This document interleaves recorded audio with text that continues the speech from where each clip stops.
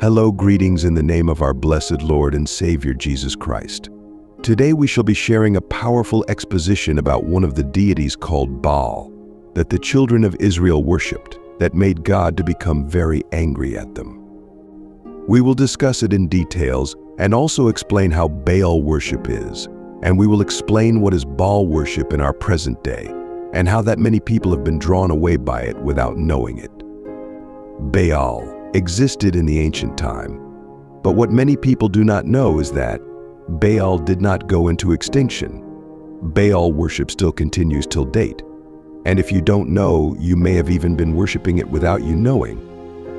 Please watch this video carefully for you to know what is Baal, how it is worshipped, and what is Baal in our modern time, and how it is being worshipped now. Please subscribe if you haven't. God bless you. Now let's delve into the topic. Baal, an ancient Middle Eastern deity, was worshipped by various cultures, including the Israelites, Phoenicians, and Canaanites. He was considered the god of fertility, weather, and agriculture, and his worship spread throughout the ancient world. However, the Bible condemns Baal worship as a violation of God's will, and for good reason. Before stating the reasons, let's explain the various ways Baal is worshipped. Baal, an ancient Middle Eastern deity, was worshipped in various ways, including 1. Idolatry. Baal was often represented by idols, statues, or images, which is set in its temple, or in the high places where people come and revered or worshipped it. The worship are carried out in different ways. They offer up sacrifices offerings, which include animal sacrifices, food, and drink. All these they claimed are made to appease Baal and ensure fertility and prosperity. The second way of worshiping Baal is through rituals and ceremonies.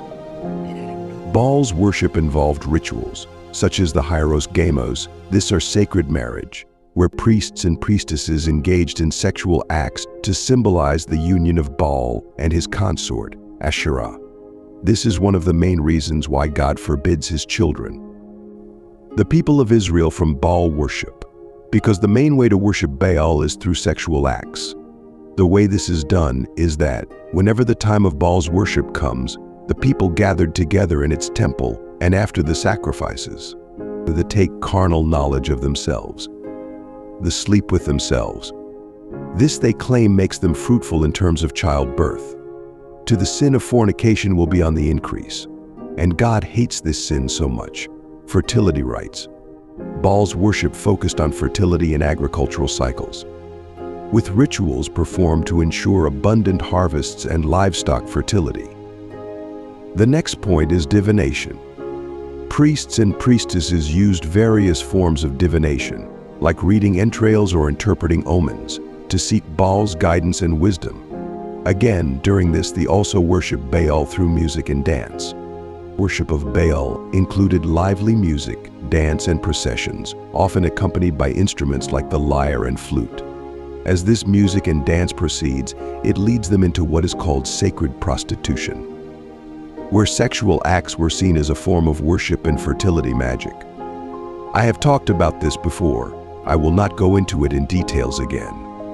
The worst of all is the last form of worship that Baal has been worshipped. It is the human sacrifice. In extreme cases, Baal's worship demanded human sacrifice, particularly child sacrifice, as a supposed offering to the gods. It's important to note that these practices are condemned by God. These are the main reasons why God vehemently told the people of Israel not to worship Baal at all. In all way, Baal worship is bad. Imagine a God that demands your child in the name of worshiping it. This is why the Bible warns against adopting pagan practices and encourages worshiping the one true God in spirit and truth. In the Old Testament, Baal worship is portrayed as a constant temptation for the Israelites, who often abandon their faith in the one true God to pursue this false idol.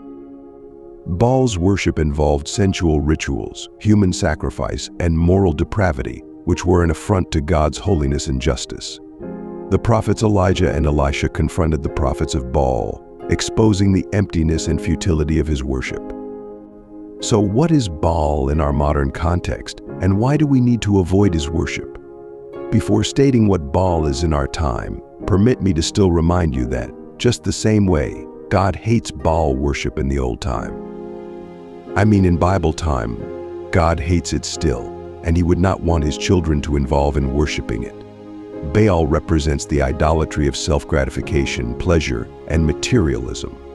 He symbolizes the pursuit of fleeting desires and the rejection of divine authority. In today's world, Baal worship manifests in various forms, such as 1. Hedonism and sensual indulgence.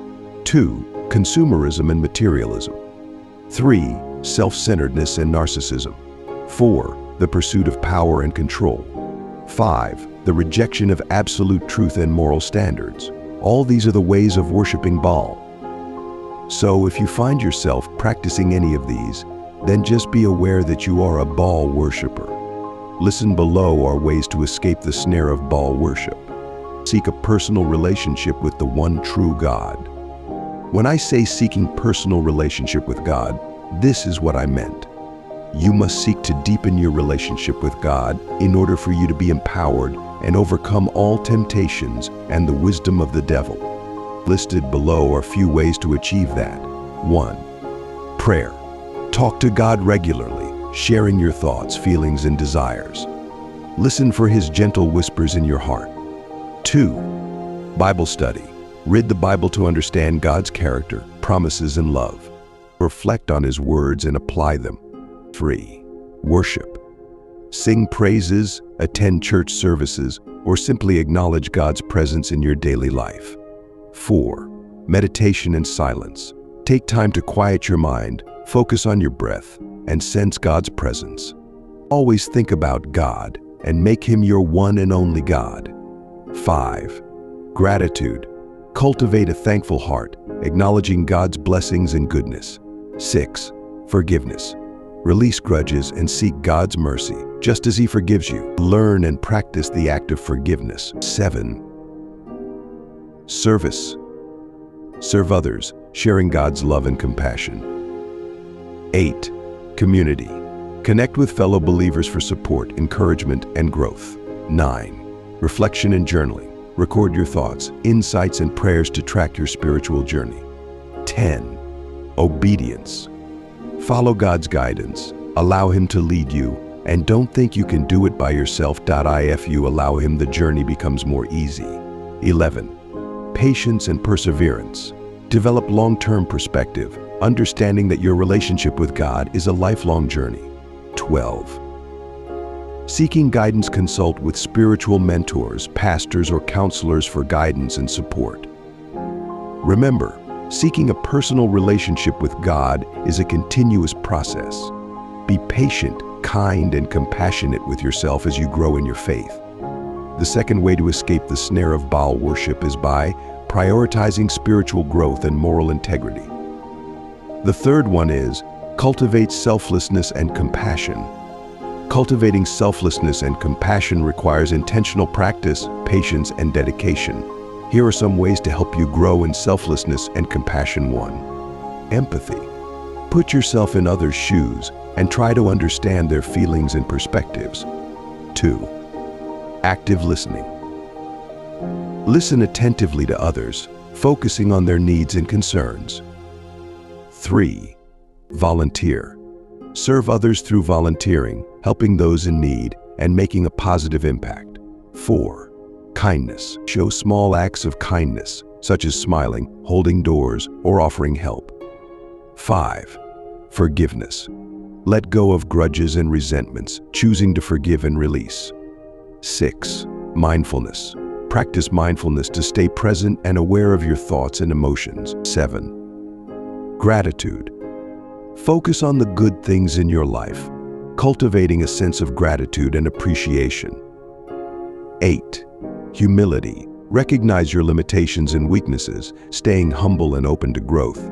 9. Self-reflection. Regularly examine your motivations, biases, and actions, seeking to improve. 10. Compassionate self-talk. Treat yourself with kindness, understanding, and patience, just as you would a close friend.